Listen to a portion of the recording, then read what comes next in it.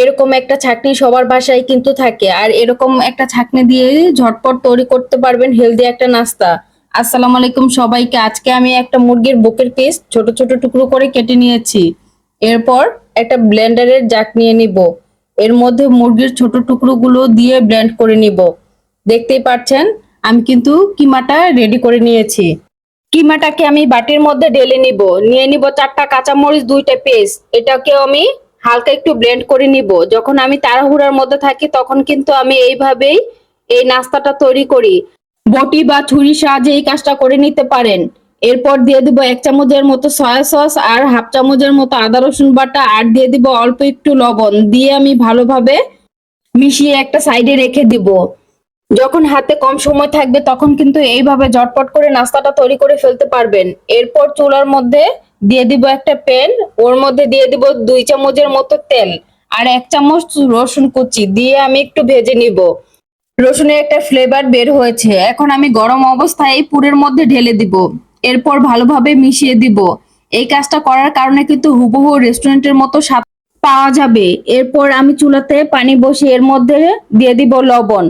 পানিটা হালকা বুদবুদ উঠলে এর মধ্যে 2 কাপের মতো ময়দা দিয়ে দিব। এই কাজটা কিন্তু আপনারা ঠান্ডা পানি দিয়েও করতে পারেন। আমার কাছে হালকা একটু গরম পানি দিয়ে ডোটা তৈরি করলে বেশি সুন্দর হয়। দেখতেই পাচ্ছেন কি স্মুথ একটা ডো তৈরি হয়ে গেছে। এর মধ্যে থেকে অল্প নিয়ে আমি একটু ময়দা ছিটিয়ে সুন্দর একটা রুটি বেলে নিব, একদম পাতলা করে। যারা নতুন অবস্থায় মোমো তৈরি করবেন তারা কিন্তু হালকা একটু গরম পানি দিয়েই ডোটা তৈরি করলে বেশি ভালো হবে। সুন্দরভাবে রুটি তৈরি করতে পারবেন। রুটিটা কিন্তু আমার তৈরি হয়ে গেছে। আপনারা যেরকম তৈরি করবেন ওই অনুযায়ী একটা কুকি কাটার বা আমার মতো বয়মের মুখা নিয়ে নিতে পারেন। এরপর আমি অল্প একটু পুর এর মধ্যে দিয়ে সুন্দরভাবে শেপ দিয়ে দিব। এটা কিন্তু দেখেই বুঝে নিতে হবে কিভাবে তৈরি করছি।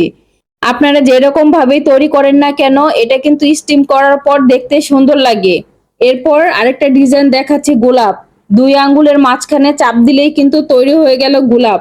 আরেকটাও একইভাবে তৈরি করে দেখাচ্ছি। এরকম করে নিয়ে আঙ্গুলের মাঝখানে ঢুকিয়ে ঘুরিয়ে ঘুরিয়ে চাপ দিলেই কিন্তু তৈরি হয়ে যাবে গোলাপ। আঙ্গুল দিয়ে একটু ছড়িয়ে দিবেন তাহলেই কিন্তু সুন্দর তৈরি হয়ে গেল গোলাপ। আরেকটা ডিজাইন তৈরি করে দেখাচ্ছি। এইগুলো কিন্তু খুব ইজি। আপনার যেরকম ভাবে তৈরি করতে ইচ্ছে হয় ওরকম ভাবেই কিন্তু শেপ দিয়ে দিতে পারেন। একইভাবে তৈরি করা কিন্তু খুবই সহজ। এরকম ভাবেই কিন্তু আমি সবগুলো তৈরি করে ফেলেছি। এরপর চলে যাব পরবর্তী ধাপে। খুব সহজেই কিন্তু এখন থেকে তৈরি করতে পারবেন ঝামেলা ছাড়াই। এরপর প্লাস্টিকের একটা ছাঁকনি নিয়ে নিব। এরকম ছাঁকনি কিন্তু কম বেশি সবার বাসায় থাকে। চুলার মধ্যে আমি পানি গরম হতে দিয়ে দিয়েছি। এরপর ছাঁকনিটাকে বসিয়ে এর মধ্যে একে একে আমি সুন্দরভাবে মোমোগুলো সাজিয়ে দিব।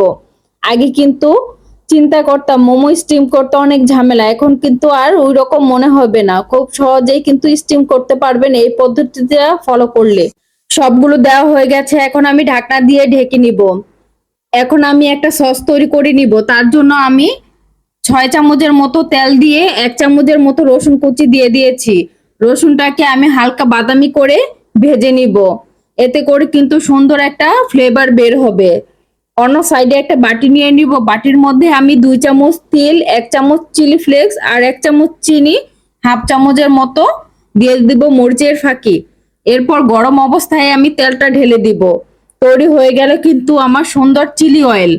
এইখানে আমি একটু স্বাদের জন্য টমেটো কেচাপ ব্যবহার করব। তার জন্য কিন্তু 1 চামচ টমেটো কেচাপ দিয়ে দিলাম। ভালোভাবে মিশিয়ে একটা সাইডে রেখে দিব। মোমো খেতে কিন্তু অনেক বেশি মজা। এখন আমি একটা সাইডে রেখে দিব। আর মোমোটাও কিন্তু সুন্দর স্টিম হয়ে গেছে। এখন আমি একটা বাটিতে ঢেলে দেখাচ্ছি কতটা সুন্দর হয়েছে দেখতে। দেখতেই পাচ্ছেন। এরপর আমি একটা মোমো নিয়ে ভেঙে দেখাচ্ছি ভিতরের পুরটা কত সুন্দরভাবে পারফেক্ট ভাবে হয়েছে। আর এরকম ভাবে কাউকে সাজিয়ে দিলে সে তো আর কোনো কথা বলবে না, শুধু খাবে আর আপনার প্রশংসা করবে। এতটাই মজা হয় এভাবে মোমোটা তৈরি করলে।